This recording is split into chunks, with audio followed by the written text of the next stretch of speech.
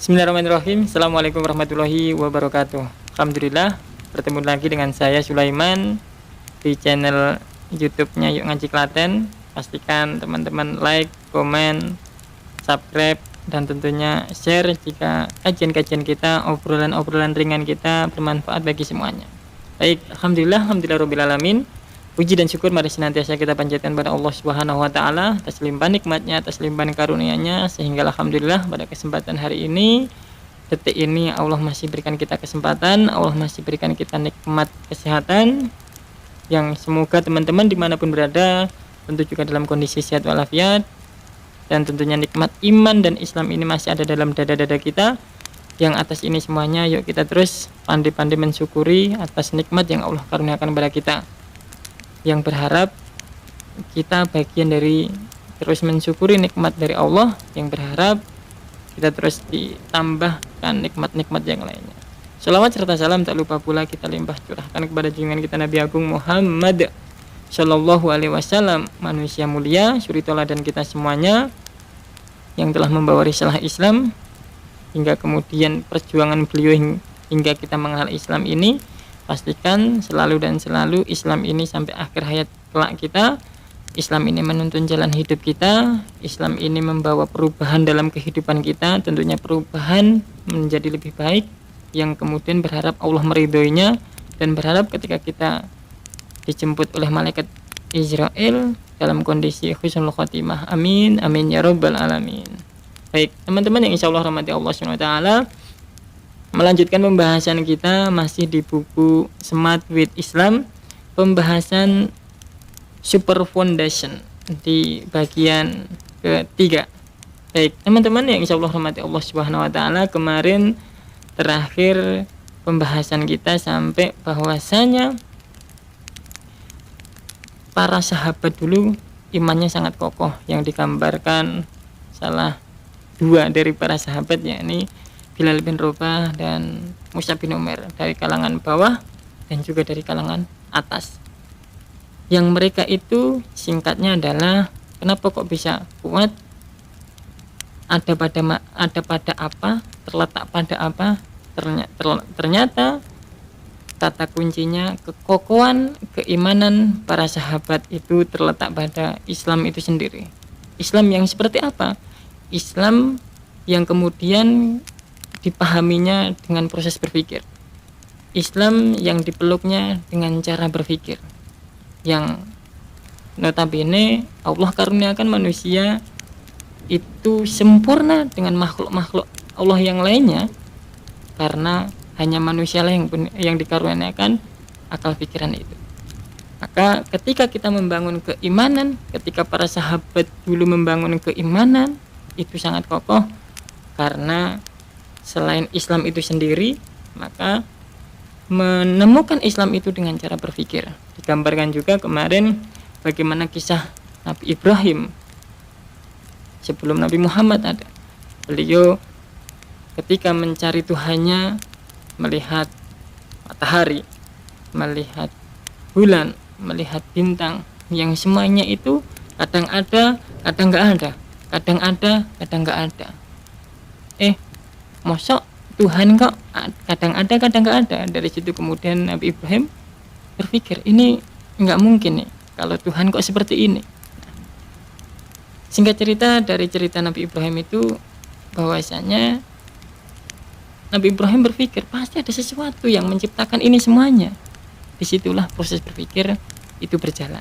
Nah, teman-teman yang insya Allah rahmati Allah Subhanahu wa taala, karenanya ini penting untuk kemudian kita juga ngambil pelajaran dari para sahabat, bagaimana para sahabat itu bisa membangun keimanan itu sangat kokoh, yang sampai-sampai Bilal bin Rabah dalam kondisi yang sangat luar biasa siksaannya, dalam kondisi yang kita tidak bisa membayangkan begitu pedihnya ketika disiksa gara-gara masuk Islam, beliau hanya mengucapkan ahad, ahad, ahad.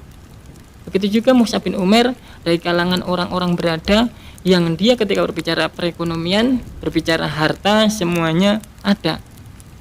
Tapi gara-gara masuk Islam, gara-gara memeluk Islam, kucilkan, di akhirnya berpisah dengan orang tuanya, bahkan ketika meninggal dunianya dalam kondisi yang sangat-sangat beda sekali berbeda sekali dengan kondisi di mana Mus'ab bin Umair belum memeluk Islam, yakni tinggal baju yang nempel di badannya itu aja. Ketika ditarik ke atas kakinya kelihatan, ketika ditarik ke bawah kepalanya kelihatan. Sangat-sangat mengenaskan. Itu di pandangan manusia, tapi di pandangan Allah Subhanahu wa taala beliau mulia luar biasa. Dari situ kan kemudian keimanan ini sangat kokoh sekali. Oleh karenanya teman-teman, tadi kata kuncinya adalah Islam itu sendiri. Islam yang dibangun dengan cara pikir. Masih ingat teman-teman ketika kita kemudian milih Islam? Saya contohkan saya pribadi. Saya dulu ditanya ketika, kenapa kamu milih Islam? Jawab saya, ya karena orang tua saya Islam. Pun ketika saya ngadain kajian-kajian offline, biasanya saya juga lontarkan ke para jamaah, para peserta, teman-teman semuanya Islam. Kenapa kok milih Islam? Biasanya jawabannya juga sama, karena orang tuanya Islam. Ada juga yang jawabannya udah dari sananya, kan gitu kan ya. Yang intinya adalah ketika milih Islam ya karena ikut-ikutan siapa? Ikut-ikutan orang tuanya. Karena orang tuanya Muslim, maka dia Islam, dan dia nggak sadar, kan gitu kan ya. Ketika kita coba tanya ke, mohon maaf, non Muslim, kenapa kamu milih Kristen, kenapa kamu milih Hindu, Buddha, jawabannya hampir sama juga, karena orang tuanya Kristen, Hindu, atau Buddha. Muslim dengan yang lain jawabannya sama. Tapi pembahasannya bukan itu. Tapi ketika kita milih Islam, coba kita ingat-ingat teman-teman, kenapa kita milih Islam? Lagi-lagi jawabannya ya tadi, ikut-ikutan, alias kita tidak mikir kenapa sih milih Islam, apa sih kerennya Islam, apa sih yang indah di Islam, kan gitu kan ya. Padahal kalau ngomongin urusan makanan, pasti teman-teman punya langganan tempat-tempat makan yang kemudian spesial bagi teman-teman. Walaupun misal sama-sama makan mie ayam, wow, kalau saya langganan mie ayam saya di sana, contohnya seperti itu, ya enggak? Pasti punya alasan-alasan tertentu. Selain murah, harganya enak, pelayanannya ramah, kadang-kadang boleh diutang dulu, kan gitu ya. Itulah alasan-alasan yang membuat dia kemudian pilih mie ayam yang di sebelah sana misal.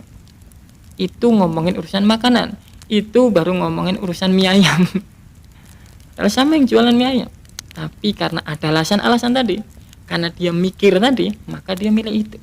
Lah ini kita ngomongin urusan agama, ngomongin urusan Islam yang itu menjadi keimanan kita, yang gak pernah kita kemudian memikirkan tentang itu. Ngapain sih kita milih Islam?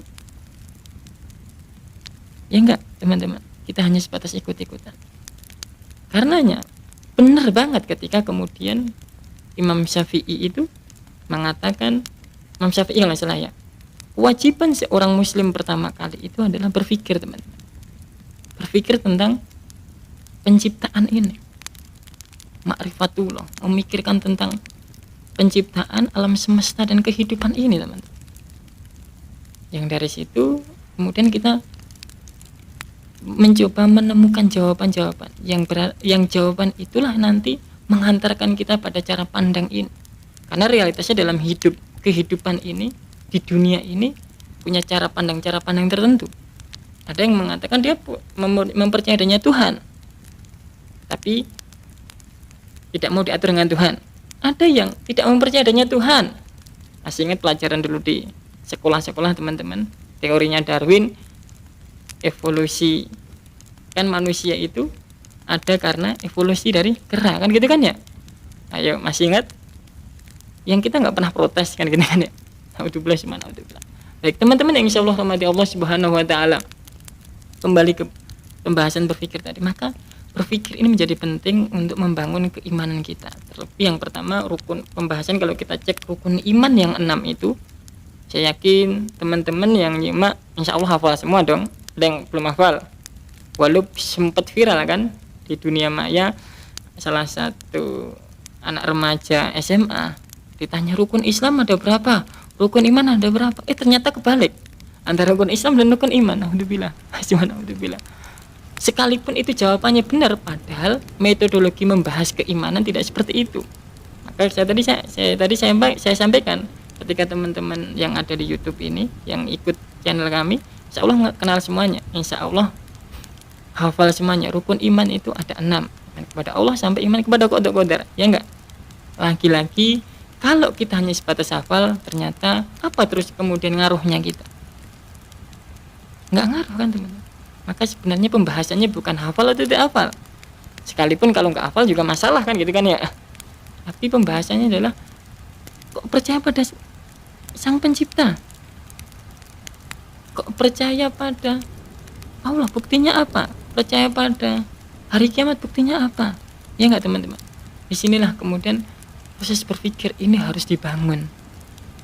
Seperti hanya Nabi Ibrahim tadi teman-teman. Terlebih berpikir inilah yang kemudian Allah karuniakan hanya kepada manusia. Karenanya lagi-lagi memahami konteks berpikir ini, cara kerja berpikir ini kita juga harus jeli, jangan sampai salah. Karena apa? Ketika kita membahas berpikir ini, konsep berpikir ini salah, maka kita nanti juga akan memikirkan hal-hal yang salah atau cara pandang kita salah. Maka apa sih kemudian pertanyaan ini teman-teman? Apa itu berpikir?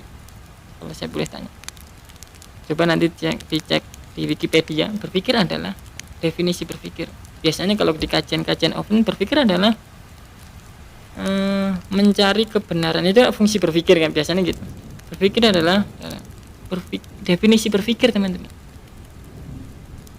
Catat teman-teman, ada 4 unsur yang harus kita pahami dalam berpikir. Yang itu kalau kita cek, yang itu kalau kita cermatin teman-teman berpikir, pasti harus ada 4 ini. Dan itu sebenarnya simpel sekali teman-teman. Ketika misal, ini depan saya ini apa? Mikrofon kan gitu. Insya Allah semuanya udah tahu semuanya. Mikrofon warnanya apa? Kuning keemasan atau emas gitulah ya. Kalau yang ini warnanya hitam, yang ini jelas warnanya hitam. Ketika teman-teman jawab ini hitam, itu situlah entah itu hitam entah itu putih, sebenarnya sudah bisa berpikir. Terlepas nanti jawabannya berpikir tadi benar atau salah, pembahasan yang lain. Tapi ketika bisa jawab tadi berarti sudah bisa berpikir. Gitu teman-teman. Maka ketika berpikir itu harus ada 4 komponen, harus ada 4 unsur yang harus ada dalam berpikir ini. Kenapa ini harus dibahas? Karena ini nanti juga akan menentukan cara berpikir kita dan akan memberikan kita cara berpikir yang benar. Mana yang boleh dipikirkan dan mana yang tidak boleh dipikirkan. Karena ketika kita memahami konsep berpikir yang benar, kita punya batasan-batasan tadi. Mana yang boleh dipikirkan dan mana yang tidak boleh dipikirkan. Selain tidak bisa dipikirkan dan tidak boleh dipikirkan teman-teman. Itu teman. Maka ini penting. Pertama apa? Unsur pertama. Berpikir. Pertama, harus ada fakta teman-teman. Baik fakta itu terindra maupun tidak terindra. Ini tadi, ini fakta. Ini terindra enggak? Terindra teman. Semuanya bisa melihat semuanya. Itu ada suara tokek. Teman-teman dengar enggak? Dengar. Kelihatan enggak? Enggak kelihatan. Kalau kedengaran ya teman-teman. Ya saya kan ada suara tokek gitu kan. Ada fakta. Yang kedua, unsur yang kedua ada apa teman-teman? Ada indra. Ayo, indra yang Allah karuniakan pada manusia berapa? Ada 5 atau 6? Kok 6? Panca indra berarti 5. Jangan-jangan gak hafal Pancasila nih. Nah, panca indra berarti ada 5. Ada 5 indra yang Allah karuniakan pada kita teman-teman. Tapi ada 2 indra yang sangat luar biasa, yang itu sangat menentukan kita dalam berpikir kita teman-teman, yaitu indra mata dan indra telinga. Maka kemarin di surat Al-A'raf ayat 179 di sana disampaikan penduduk neraka jahanam itu nanti isinya jin dan manusia. Nah, saya ingatkan teman-teman kemarin, siapa itu yang manusia masuk neraka jahanam? Yang mereka mempunyai akal tapi tidak dipergunakan untuk memikirkan tanda-tanda kebesaran Allah. Mereka mempunyai mata tetapi tidak dipergunakan untuk melihat tanda-tanda kebesaran Allah. Mereka mempunyai telinga tetapi tidak dipergunakan untuk mendengar tanda-tanda kebesaran Allah. mendengarkan ayat-ayat Allah. Sehingga indera yang lain nggak masuk kategori itu, teman. Karena ketika kita membahas berpikir tadi, indera pintu masuknya lewat dua indera ini diantaranya, teman. Dan kalau kita cermati di dunia ini, Allah itu maha adilnya luar biasa. Maka kita terus selalu memujinya, teman-teman. Kita harus selalu merasa lemah. Maha adil gimana? Kalau teman-teman cermat, mungkin pernah melihat ada yang Allah karuniakan nggak bisa melihat, biasanya pendengarannya tajam sekali. Ada yang Allah karuniakan tidak bisa melihat, tapi biasanya pendengarannya juga tajam. Atau sebaliknya, ketika pendengarannya nggak bisa berfungsi dengan normal, biasanya penglihatannya juga tajam. Dan saya sudah melihat secara fakta langsung. Waktu itu bapak-bapak yang jualan kerupuk, kalau di Jakarta Jabodetabek itu biasanya kerupuk, mohon maaf, dia nggak bisa melihat, tapi ternyata bisa jalan kemana-mana karena pendengaran tajam. Dan pernah dicek jalan kemana, berangkat sore pulang malam jam 10 jalan. Saya ngerti sendiri, teman. Dan setahu saya di dunia ini nggak ada yang kemudian nggak bisa melihat dan nggak bisa mendengar. Kalau dua-duanya ini, indera mata dan telinga ini kok nggak berfungsi dua-duanya, maka kita tidak bisa berkomunikasi dengan beliau ini. Dengan apa? Maka yang Allah karuniakan kesehatan indera-indera kepada kita, indera-indera untuk kita, maka yuk kita terus banyak bersyukur. Maka yang kedua ada indera. Yang ketiga apa, teman-teman? Ada otak itu sendiri. Ingat, otak itu beda dengan akal. Otak itu komponen untuk berpikir, maka ada otak.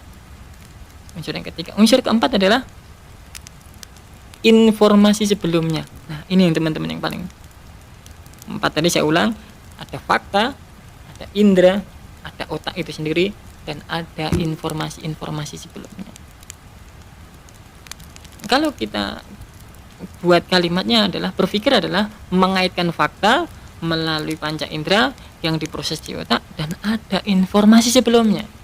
Nah, kita tadi bisa jawab ini tadi apa? Oh, ini mikrofon. Kenapa kok antum bisa jawab mikrofon? Karena sudah dapat informasi sebelumnya. Udah bisa ada fakta, bisa melihat, ada otak, ada informasi sebelumnya. Apapun yang kita bisa lihat dan kemudian kita bisa, oh itu kamera, oh ini HP iPhone, oh ini HP poliponik, oh ini HP poliliknik, oh nggak ada ya. Itu semua kan ada informasi sebelumnya. Dan kalau ngomongin informasi sebelumnya, informasi yang paling awal itu datang dari mana? Dari Nabi Adam. Gitu, teman. Di surat Al-Baqarah ayat 31 sampai 32. Wa 'allama Adamal asma'a kullaha summa aradhum, terus kan. Allah telah mengilhamkan kepada Nabi Adam nama-nama yang ada di alam semesta ini. Yang kemudian terus ada. Maka kita dapat informasi dari mana? Orang tua kita, guru kita dari mana? Gurunya dari mana? Terus sampai Nabi Adam. Nah, teman-teman yang insyaallah rahmati Allah Subhanahu wa taala, itu berpikir adalah mengaitkan fakta melalui indera yang diproses di otak dan ada informasi sebelumnya. Nah, teman-teman yang insyaallah rahmati Allah Subhanahu wa taala, karenanya ketika kita sudah memahami konsep berpikir yang benar ini, maka kita kemudian memikirkan juga penciptaan alam semesta dan kehidupan ini. Kok ini tahu-tahu ada ya? Terlebih kalau kita melihat secara luas, luar biasa ciptaannya, pasti ada yang menciptakan. Dan ingat, karakter sang pencipta pasti beda dengan ciptaannya. Nggak mungkin mikrofon yang nyiptain mikrofon, kan teman-teman? Nggak mungkin. Nah, yuk kita kemudian berpikir untuk memikirkan tanda-tanda kebesaran Allah.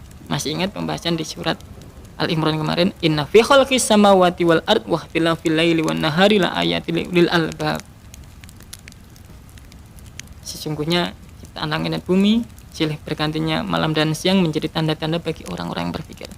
Nah, oleh karenanya semoga dengan bangunan kita memikirkan tanda-tanda kebesaran Allah, memikirkan ciptaannya alam semesta dan kehidupan ini, meniscayakan kita semakin kokohnya keimanan kita pada sang pencipta Allah Subhanahu wa taala, yang akhirnya juga kita akan nanti bisa meningkatkan keimanan, kita akan bisa membangun keimanan yang lainnya.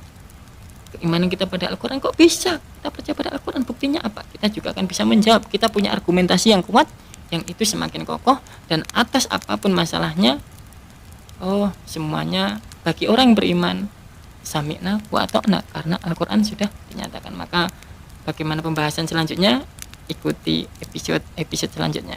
Kurang lebihnya mohon maaf, pastikan like, komen, share, yang itu semoga kajian-kajian kita bermanfaat. Assalamualaikum warahmatullahi wabarakatuh.